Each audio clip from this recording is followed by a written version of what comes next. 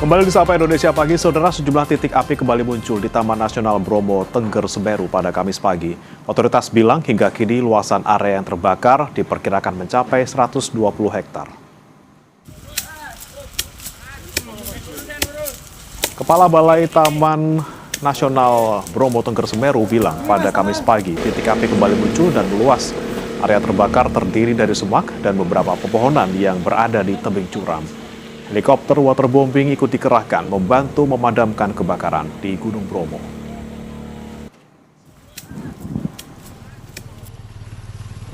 Di Pontianak, Kalimantan Barat, ketersediaan sumber air menjadi kendala pemadaman kebakaran hutan dan lahan. Hal ini menyebabkan api mudah meluas dan menyulitkan tim memadamkan api. Kebakaran lahan yang terjadi hampir sepekan terus melanda wilayah Kalimantan Barat. Sulitnya sumber air menjadi kendala pemadaman dan bara di dalam gambut sulit dipadamkan meski di bagian dasar sudah padam.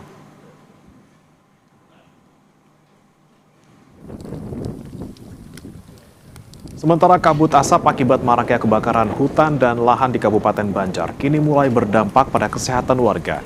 Kondisi udara yang memburuk ditambah cuaca yang ekstrim membuat kasus infeksi saluran pernapasan akut atau ISPA mengalami lonjakan.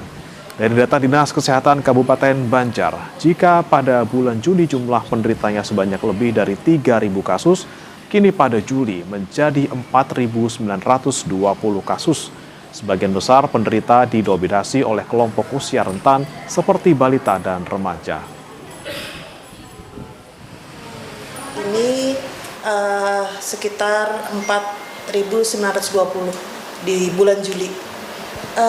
Kalau dari Dinkes kan sudah melakukan surveillance, kemudian sudah melakukan himbauan, juga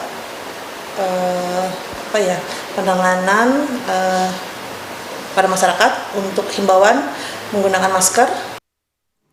Informasi terkini dari Banjarmasin, Kalimantan Selatan akan disampaikan juru kamera Denny Hermawan dan juga jurnalis Kompas TV Priscilla Nicola. Selamat pagi Priscilla. Untuk di Kalimantan sendiri, saat ini ada berapa jumlah pasien yang menderita ISPA dan penyebab utamanya apa? Ya, selamat pagi Bremana dan juga saudara. Kabut asap akibat maraknya kebakaran hutan dan lahan ini di Kalimantan Selatan ini memang mulai berdampak serius pada kesehatan warga. Di mana kondisi udara yang memburuk ditambah juga cuaca ekstrim akibat musim kemarau ini buat kasus infeksi saluran pernapasan akut atau ISPA ini melonjak tajam. Berdasarkan data dari Dinas Kesehatan sendiri di Kabupaten Banjar ini mengalami kenaikan kasus, di mana pada bulan Juni ini tercatat ada 3.432 kasus dan memasuki pada bulan Juli angka tersebut melonjak hingga mencapai 4.920 kasus ISPA. Dan untuk di Kota Banjarbaru sendiri, saudara, ini pada bulan Juni tercatat ada 2.453 kasus ISPA dan bulan Juli ini naik menjadi 3.009 kasus, saudara, di mana sebagian besar penderitanya ini didominasi dari kelompok usia rentan seperti balita dan juga remaja. Dan memang di Kalimantan Selatan ini sendiri yang terbanyak kasus ISPA-nya ini terjadi di Kabupaten Banjar, saudara, di mana dilaporkan ada 25 puskesmas yang melaporkan bahwa terjadi peningkatan kasus di Kabupaten Banjar ini, di mana yang terbanyak yaitu di daerah Sungai Tabuk dan juga Martapura. Dan tentu meski demikian pihak Dinas Kesehatan ini menegaskan bahwa ISPA ini tidak hanya dipicu oleh kabut asap semata, namun juga diperparah oleh cuaca ekstrim dari musim kemarau ini yang membuat daya tahan tubuh masyarakat sendiri ini mengalami penurunan sehingga lebih mudah untuk terpapar virus, influenza dan juga bakteri. Bagaimana? Baik, selain karena asap dari karhutla, ada juga masalah kemarau panjang yang menyebabkan lebih rentan terserang virus.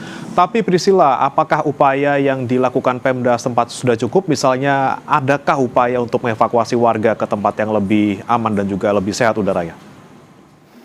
Ya, untuk upaya pengevakuasian sendiri, saudara, masih belum terjadi karena masih terpantau kebakaran hutan dan lahan ini masih bisa diatasi oleh Damkar, BPBD, dan juga petugas lainnya. Namun dari penanggulangan penyakit ISPA ini sendiri sudah dilakukan dari pemerintah dan juga Dinas Kesehatan, di mana ini dilakukan surveillance dan juga pemantauan dari kasus ISPA di beberapa fasilitas, bahkan seluruh fasilitas kesehatan seperti rumah sakit dan juga puskesmas. Dan juga ada pengedukasian kepada masyarakat seperti untuk berperilaku hidup bersih dan sehat, dan juga penggunaan masker, apalagi di saat kabut asap ini sedang melanda di Kalimantan Selatan.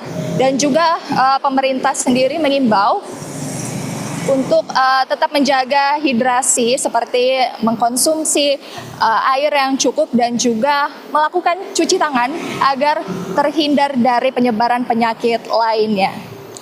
Selain itu juga koordinasi lintas sektor ini juga dilakukan seperti untuk BPBD, Damkar, Kepolisian, TNI, dan juga masyarakat untuk upaya pencegahan dari dampak asap karhutla ini sendiri. Selain itu juga Dinas Kesehatan mengatakan bahwa akan memberikan 10.000 masker gratis kepada masyarakat untuk menanggulangi dari kabut asap ini sendiri di Kalimantan Selatan. Bagaimana? Baik, selain tentunya memastikan kesediaan fasilitas kesehatan, tapi juga bagaimana upaya pemerintah untuk segera memadamkan kebakaran hutan dan juga lahan di sana. Terima kasih, jurnalis Kompas TV Priscilla Nicola dan juga juru kamera Denny Hermawan dari Banjarmasin, Kalimantan Selatan. Informasi lain akan hadir